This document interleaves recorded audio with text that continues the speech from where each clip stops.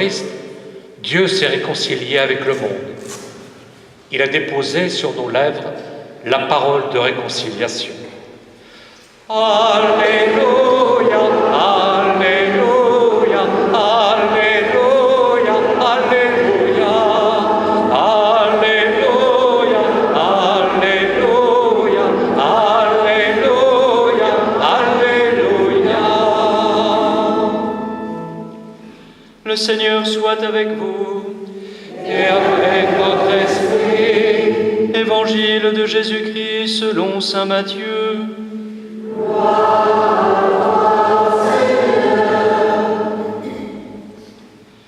Jésus disait à ses disciples, « Si ton frère a commis un péché, va lui parler seul à seul et montre-lui sa faute. S'il t'écoute, tu auras gagné ton frère. S'il ne t'écoute pas, prends encore avec toi une ou deux personnes, afin que toute l'affaire soit réglée sur la parole de 2 ou 3 témoins. S'il refuse de les écouter, dis-le à la communauté de l'Église. S'il refuse encore d'écouter l'Église, considère-le comme un païen et un publicain.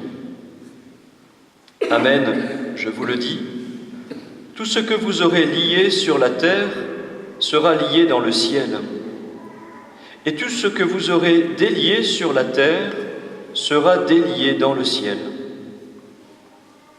Encore une fois, je vous le dis, si 2 d'entre vous sur la terre se mettent d'accord pour demander quelque chose, ils l'obtiendront de mon Père qui est aux cieux.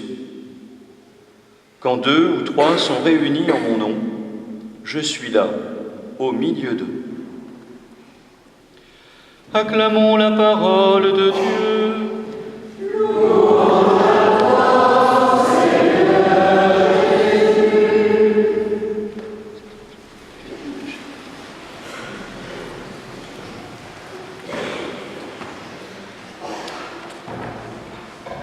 Si nous avions oublié cet évangile, en le réentendant, sans doute sommes-nous un peu surpris et peut-être avons nous-mêmes un léger malaise. Nous avons bien compris ce que Jésus nous demande, nous l'avons bien entendu. Oui, il nous demande si l'un de nos frères, mesdames, ça marche aussi pour vous, l'une de nos sœurs, a commis un péché, va lui parler seul à seul et montre-lui sa faute. Je ne sais pas si vous pratiquez régulièrement cela, mais j'imagine que cette parole de Jésus vous surprend, et même on se demande si Jésus a bien dit cela.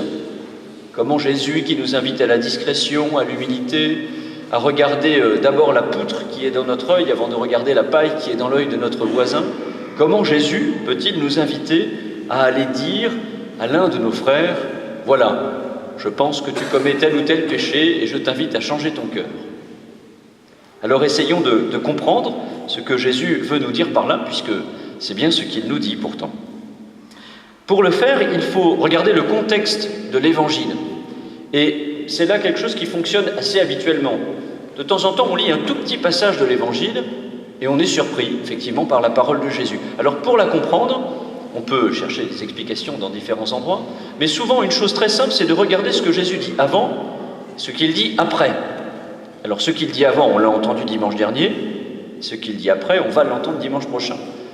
Ça peut arriver cependant qu'on arrive à la messe en ayant oublié ce que l'Évangile disait la semaine d'avant. Rassurez-vous, ou inquiétez-vous, ça peut m'arriver à moi aussi. Donc du coup, on prend sa lecture en priant en église, soit on regarde ce qui était dans l'Évangile du dimanche d'avant, soit on prend une Bible et puis on regarde ce qui est dans le passage qui précède celui qu'on lit à la messe du dimanche. Alors si on fait cela, pour l'Évangile d'aujourd'hui, on voit qu'il y a 2 passages avant qui nous intéressent. Celui qui précède immédiatement, c'est la parabole de la brebis perdue. On connaît tous, vous savez, s'il y a un berger à 100 brebis et qu'une s'égare, il laisse les 99 brebis pour aller chercher la brebis perdue. Alors c'est une première clé pour comprendre cet évangile. Ce que Jésus nous dit de faire, évidemment, c'est pas d'aller voir notre frère, notre sœur, et de lui dire, voilà, j'ai l'impression que tu es un voleur, j'ai l'impression que tu es un menteur, j'ai l'impression que tu fais ci ou ça. Évidemment, ça n'est pas tant cela que d'avoir le souci, lorsqu'on voit que quelqu'un s'égare sur un mauvais chemin, d'aller lui dire et d'essayer de l'aider pour retrouver le bon chemin. Je dirai dans quelques instants dans quelles circonstances et comment. Mais il faut bien comprendre que ce que Jésus nous dit, ce n'est pas tant de faire la morale, avec la mauvaise connotation que ça peut avoir, que d'avoir le souci les uns des autres, le souci que les uns et les autres on vive l'Évangile, le souci de nous aider les uns les autres à vivre l'Évangile. C'est cela finalement, avoir le souci de la brebis qui, avant d'être perdue, en tout cas, semble s'égarer et prendre un mauvais chemin. Et puis juste avant, c'est le passage où Jésus donne en exemple les enfants. Le royaume des cieux est semblable à un enfant. Et ce que Jésus veut nous dire par là, évidemment, c'est qu'il nous faut d'abord vivre l'humilité, et donc vivre d'abord nous-mêmes la conversion, pour pouvoir ensuite aller inviter quelqu'un à la conversion. On peut se le rappeler d'ailleurs, quand on se souvient des béatitudes, au cœur des béatitudes, ce que Jésus nous dit, c'est « Soyez miséricordieux, pardonnez ». Finalement, ce que Jésus nous dit ici, c'est évidemment pas tant d'aller dire à quelqu'un le mal qu'il fait, que d'aller lui pardonner pour l'inviter à revenir. On peut penser d'ailleurs à la manière délicate dont Jésus, par exemple, traite Pierre après sa résurrection, alors que Pierre l'a trahi. Jésus ne dit même pas à Pierre « je te pardonne ». Il lui dit simplement « m'aimes-tu » ? D'une manière très délicate, Jésus invite Pierre à revenir dans le droit chemin, sans le prendre de haut, sans même lui faire remarquer qu'il l'a trahi, mais en lui disant simplement « est-ce que tu veux faire à nouveau alliance avec moi ? M'aimes-tu » Alors c'est à cela que Jésus nous invite, à humblement aller vers nos frères et essayer de nous aider les uns les autres à vivre l'Évangile. D'ailleurs, quand on lit cet Évangile, vous voyez qu'on peut se situer de deux manières. Soit on peut se situer en se disant, si quelqu'un venait me dire à moi les péchés que je fais, je sais très bien ce que je lui répondrais. Bon voilà, avec cette idée qu'on l'enverrait sans doute paître. Et puis on peut aussi se situer, et c'est intéressant d'ailleurs de se dire comment est-ce qu'on lit l'Évangile, dans l'autre sens, en se disant, ah oui tiens, j'irais bien dire à un tel ou une telle ou telle chose. Voilà. Alors vous voyez, tout de suite, c'est une attitude un peu orgueilleuse. Il faut évidemment, quand on lit l'Évangile, se dire qu'on peut être celui qui aide l'autre à vivre l'Évangile, mais d'abord se dire qu'on est celui qui a besoin de l'autre pour vivre l'Évangile. C'est sans doute l'attitude la plus humble que Jésus nous invite à prendre. Une autre chose en lisant cet Évangile, à la lumière de la deuxième lecture, c'est que parfois aussi on se dit que, après tout, ce qui est important, c'est d'aimer. C'est d'ailleurs une chose assez classique qu'on nous dit, hein. Souvent les gens connaissent une parole de Jésus, c'est « aimez-vous les uns les autres ». Alors, sauf que Jésus ne nous a pas simplement dit « aimez-vous les uns les autres », mais aimez-vous les uns les autres comme je vous ai aimé. Et tout est dans ce « comme ». Il ne suffit pas d'aimer d'une manière générale, mais on aime d'une manière concrète. Pourtant, quand on lit rapidement la deuxième lecture, Saint Paul aux Romains, on peut avoir l'impression que Paul dit que la loi, c'est pas très important, que ce qui compte, c'est l'amour. Mais ça n'est pas tout à fait ce qu'il dit. Saint Paul dit, voilà ce que dit la loi. Tu ne commettras pas d'adultère, tu ne commettras pas de meurtre, tu ne commettras pas de vol, tu ne convoiteras rien. Et puis après, il dit, tous ces commandements se résument dans cette parole, tu aimeras ton prochain comme toi-même. L'amour ne fait rien de mal au prochain. Saint Paul ne dit pas ce qui compte, c'est l'amour, qu'importe les commandements. Non, il dit, les commandements, c'est une manière de vivre l'amour. Et donc, si nous-mêmes, ou si l'un de nos proches ne vit pas ces commandements, ou a du mal à les vivre, loin de le condamner en tout cas, il est bon de l'inviter à vivre ces commandements, parce que ces commandements, c'est une manière de vivre l'amour, et surtout, ces commandements, c'est une manière d'être heureux. Dieu ne nous a pas donné des commandements pour nous empêcher de faire ceci, ou nous empêcher de faire cela. Il nous a donné des commandements pour être heureux. Tout simplement comme quand on vit ensemble, alors d'abord à la maison, il y a quelques petites règles pour vivre ensemble, et les règles, elles ne sont pas là pour nous empêcher de vivre, elles sont là pour qu'on puisse vivre ensemble. Et puis quand on vit à l'école, il y a eu la rentrée, voilà, j'imagine que dans toutes les écoles, les collèges, les lycées, on donne un règlement, et le but du règlement, c'est pas de dire vous ferez pas ci, vous ferez pas ça, mais se dire pour être heureux ensemble, pour bien vivre ensemble, on fera ça et on évitera de faire ceci. Et le but de la loi, c'est pas de nous empêcher de vivre, c'est de vivre heureux et de vivre ensemble. Et la correction fraternelle, celle à laquelle Jésus nous invite, eh bien, elle a ça pour but, de nous aider à vivre ensemble.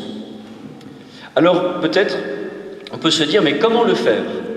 D'abord, la première chose, c'est de se dire, est-ce que j'ai mission de le faire ? Parce que tout n'est pas dit dans cet évangile. Évidemment, on n'a pas tous mission de dire à tout le monde le bien et le mal qu'il fait. Ça, c'est évident. Le premier lieu où on peut vivre cette correction fraternelle, c'est dans la vie familiale, en couple. Vous connaissez peut-être les équipes Notre-Dame. Dans les équipes Notre-Dame, on vit cela, le devoir de s'asseoir une fois par mois. On s'assied en couple et puis on se dit, tiens, dans le mois qui s'est passé, il y a eu ça de beau, puis il y a peut-être eu ça de moins beau, et c'est le moment de se dire pardon aussi. Alors là, la correction fraternelle, on la vit dans la paix, tranquillement, mais on la vit. En famille, évidemment, ce que font finalement les parents avec leurs enfants, c'est de vivre cet évangile. Quand les parents disent à leurs enfants, si tu fais ça, je crains que voilà, tu t'égares, que tu prennes un mauvais chemin. De temps en temps, ça peut arriver aussi que les enfants disent à leurs parents, voilà, telle ou telle remarque. Et puis, on peut le faire éventuellement à l'intérieur de la communauté chrétienne, quand on se connaît bien.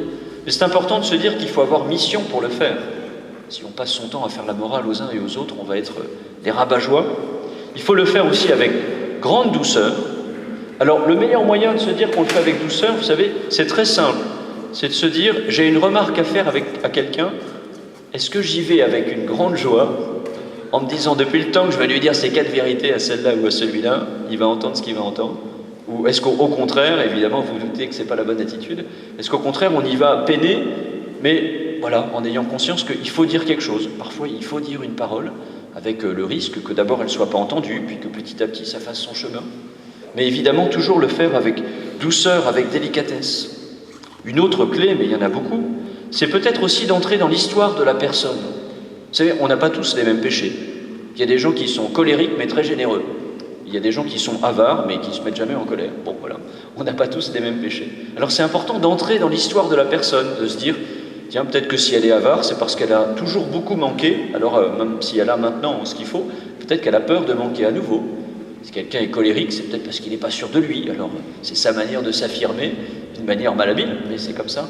Quand on a des remarques à faire, c'est toujours important d'entrer dans l'histoire de la personne, bien comprendre pourquoi elle agit comme ça. On pourrait continuer la liste, je vous la laisse continuer, de la manière délicate de nous aider, de nous reprendre les uns les autres, et puis de le faire, donc, si nous avons mission de le faire. Pour conclure, la conclusion de l'Évangile. Elle est intéressante, cette conclusion de l'Évangile, parce qu'elle n'a aucun rapport avec ce que Jésus dit avant. Jésus dit, va voir ton frère pour l'aider à trouver le bon chemin. Puis à la fin, il semble parler tout à fait d'autre chose. Jésus dit, quand 2 ou 3 sont réunis en mon nom, je suis là au milieu d'eux. Jésus nous invite à prier pour changer nos cœurs, pour nous inviter les uns les autres à changer nos cœurs, pour nous aider les uns les autres à vivre l'Évangile, pour nous aider les uns les autres à devenir des saints, car finalement, aimer, c'est devenir des saints, et devenir des saints, c'est apprendre à aimer. Eh bien, on ne peut le faire que si on prie. En ce début d'année scolaire, en ce début d'année où on reprend chacun notre travail, le chemin de l'école, eh bien, en ce début d'année scolaire, peut-être il est important de se dire que pour vivre l'Évangile, il faut puiser à la source, et que finalement, quand nous nous aimons les uns les autres, Dieu est présent. C'est ce qu'on chante quand on chante là où sont amour et charité, Dieu est présent. Ubi caritas et amor, Deus ibi est, on le chante parfois en latin dans un refrain de Thésée. Où sont amour et charité, Dieu est présent. Pour que Dieu soit présent, il faut s'aimer les uns les autres. Et pour s'aimer les uns les autres, il faut aller puiser à la source dans la prière auprès de Dieu. Alors demandons cela au Seigneur, que nous nous aidions les uns les autres à vivre l'Évangile, humblement, en nous rappelant que nous sommes chacun des pécheurs pardonnés, que nous sommes chacun en chemin, et que pour faire ce chemin ensemble, il nous faut puiser à la source de la prière. Amen.